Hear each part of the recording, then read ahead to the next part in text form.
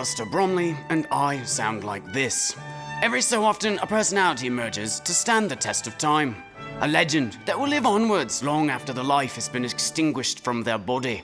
Such a legend is the puppet known affectionately to the world as Gabbo. His origins are shrouded in mystery, part myth, part truth, part Hollywood blockbuster, and we're going to take you on a journey this evening through...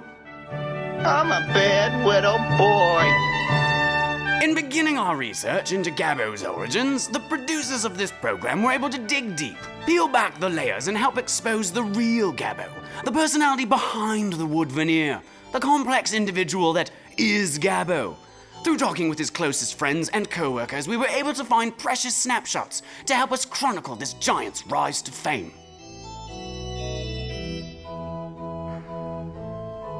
Not much is known of Gabbo's teenage years. He claims to have spent many years tramping the world, visiting the sights of Europe, immersing himself in the local culture, and sometimes getting into trouble with the local authorities.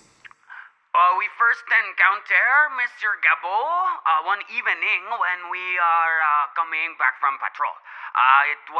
He was on the street with a group of about 5 other guys, and they were all, twisting up with each other? I don't remember, but that is an illegal pie in Dumberry. But he was taking bets on how it was to outcome, and that is very, very illegal. So we had to take him in. After Europe came a dark time for Gabbo. He found himself lacking inside, empty, unfulfilled. But a chance encounter with a certain intoxicated groundskeeper would prove fateful for several reasons. Aye, I found the lad in a pub in Glasgow. He was drunker than a pastor on a Monday. Claimed that he was seeking the roots of his family tree or some other derrick. I think some cheese-eating surrender monkey had him convinced that he was a Highlander. Kept saying something about, "There can be only one." I told that son of a hickory stick that there were loads of us Scots. Getting rid of all of us won't be easy at all. Then I told him that if it was genocide he was talking, I was in. Indeed, Willie and Gabbo met long before either one of them would find fame and fortune on Fox television. It would be Willie who helped guide Gabbo through the first of 3 deadly chapters in his life.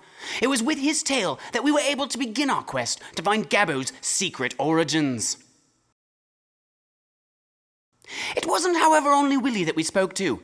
Several other members of Gabbo's inner circle were willing to speak about these days, albeit off camera, and with their identities changed to protect them. Even after all of this time, and with reports of Gabbo's death circulating, they still fear for their lives and their loved ones. Well, yes, I was with Gabbo back then.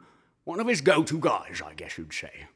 At first, he had some very progressive ideas that he wanted to institute. Equality between peoples, freedom for the underclasses. Very radical ideas at the time. It started there, and the next thing I know, we were going after the very people we were supposed to be fighting for. Seems as though Gabbo wanted the freedom to do as he pleased. Gabbo had embraced his roots and everything about being a Scotsman with zeal and gusto, even finding ways to enjoy the great outdoors. But his enthusiasm for burning people at the stake was about to catch up with him. Gabbo was about to meet an unstoppable force: the British.